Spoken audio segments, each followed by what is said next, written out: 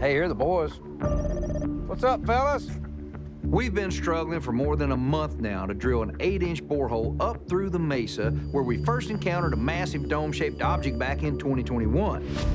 According to recent ground-penetrating radar scans, this thing is also surrounded by several smaller anomalies and may be composed of metallic materials that are similar to what NASA has used to protect the surfaces of spacecraft. So we're attempting to drill 2 boreholes through the Mesa, one on each side of the dome-shaped object. Then we'll insert scanning devices that will hopefully enable us to identify what it is. Today, the drillers are extracting the rods from the Mesa so that we can assess the drill bit for damage from possible contact with the dome-shaped object. This device sends a signal to a receiver on the surface so that the drillers can keep track of the drill bit underground. But just when it may have hit the dome-shaped object, the beacon stopped working. Okay, Jared. Go in with this next rod.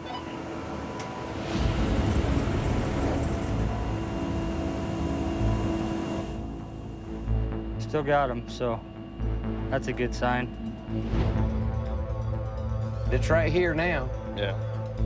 He's absolutely broadcasting. We were holding our breath, hoping the beacon would stay connected so the team could complete this borehole all the way through the Mesa and help us get some answers about the dome-shaped object. It's getting all wonky. And I lost him. Lost him? I got him back now. Well, that is something. Something's making their beacon jump around in frequency, and it shouldn't be doing that. And it is extremely erratic. Still got him? No, I lost him. So I really don't know where I'm at. Really? Yeah. Listen at him struggling. Yeah. He's trying to push that thing in right now. What the hell is in that Mesa? Yeah. Hey guys, Go ahead, Tom. we have no idea where this drill head is up in this mesa, but we just sucked out the spoils pit. So they're bringing that spoils down to dump. All right. See if we get any metal hits and mark it out and then test for it. Yeah, dude. If you need me, yell. I'm right here. Thank you.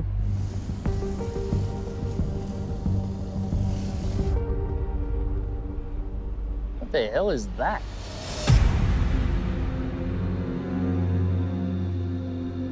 Hey, Eric. At first I thought it was a green colored rock. Yeah, that's what. And then I went to pick it up and the first chunk squished in my fingers. That's the strangest thing I've seen. Honestly, without identifying what the hell that is, I don't know that I'd be touching it. Well, Yeah. I picked it up. Yep, understood. Hey, Travis, Caleb, come take a look at this. Brian's got something here. These things are not at all like anything else we're bringing out. So the question is, what have we hit here? It's gelatin. It's like, you don't want to pick it up. Like, look at it. It's like a, What? Are you kidding me? It's green jelly. it really is. Hey, Jared, does this look like stuff that comes from your equipment? Just, yeah, it's like a gelatiny. That doesn't look like anything like I've seen before out of any of our tanks. Really? That's bizarre. That is bizarre. All right, I say we bag this. Yep, where are the bags? I don't... Over here. And we'll keep looking for more. Jeez. That was the last thing in the world I'd be thinking about right now. Green jelly. What is this material? Is it mineralogical or is it potentially biological? I don't think I want to put that in a bag. I'm gonna try it. Oh, that's a good idea. I don't know, but it has my imagination running. You want to just put that in there? Sure. And I want to have these green, potentially organic specimens examined by the proper means and by those who have the ability to discern what they are. What the? All right, this is getting stranger and stranger. Hey, Travis, will you bring a water bottle over real quick? Tell me what color is underneath this one. It's that jelly stuff. What? But it's pink. But it's got pink. Finding green jelly in the drilling spoils was weird enough, But then the pink material really made me wonder if these substances might be organic or even biological. I would never expect to find stuff like that in solid rock. It's all just clay. So Caleb and I kept searching through the spoils, hoping that we'd find something more definitive that might give us some answers. There's a piece of wood in there. What? Look at that. This has been carved. I mean, this ain't like a tree. This is like a piece of lumber. I wonder if it's like a It'd be a... like a mine shaft. That's what I was just wondering. Could there be maybe there was a tunnel or a mine shaft. That's wood. How did this get inside the mesa? We've never heard that mining operations took place here on the ranch. So it was really odd that possibly machined or handcrafted wood came from that deep in the mesa. We've got to uncover whatever is actually in there and figure this out. I'm absolutely keeping this.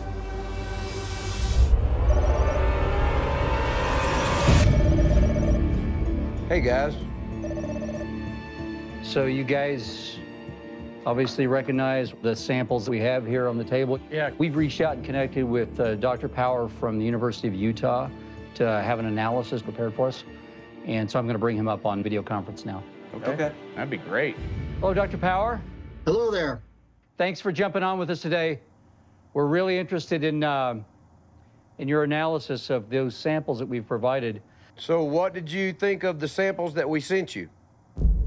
So the samples were kind of interesting to me. The first sample, I have it here in a small vial. This is the piece of wood that we pulled out of the spoils pile, correct? That's correct. We did a little bit of preliminary analysis on it, and then we started to play around with some lighting and some imaging. And as we zoom in, we start to see some structure. You can start to see these pore spaces showing up in what we think is a stem. And now if these are indeed pore spaces, there's only a few types of plants that can do that. And plants that produce a lot of spores in their stem or pore holes tend to be aquatic plants. So our best guess for this particular sample is that it's likely a stem of an aquatic plant. And if I zoom in a bit more, you can see in these two pictures, you really start to pick out those pore holes. I was shocked when Dr. Power revealed that he believed this wasn't crafted wood, but part of an aquatic plant. But I was also confused by what it was doing that far inside the mesa. What is your guess of why something like that would be inside a mesa about 200 feet? Well, I was hoping you guys might have some idea about that. You all know better than I. As you were drilling through, it sounds like it was predominantly like a sandstone, very little organic matter. That's right.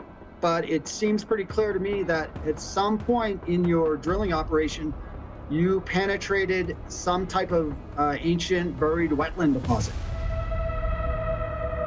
I was not expecting to hear that at all. No.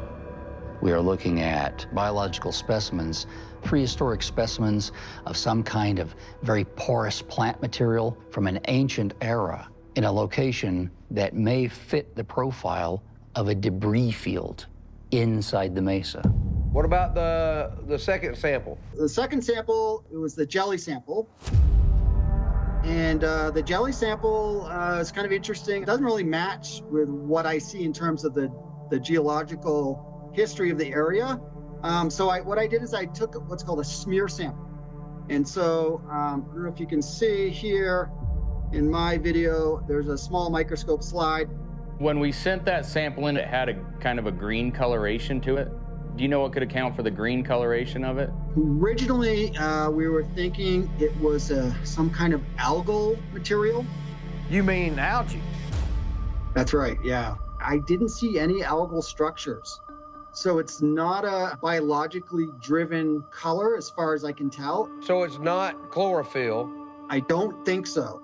So I thought I'd dig in a little deeper into this smear slide. So we washed it down to see what kind of material was left. And so what you're seeing now is the organic slime or jelly sample has dissolved away.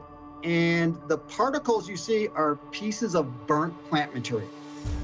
And what was surprising is the abundance of burnt plant material in a relatively small sample size. The real take home here is that it's full of charcoal. You mean like something caused a fire deep inside the mesa? Absolutely, yeah. Wow.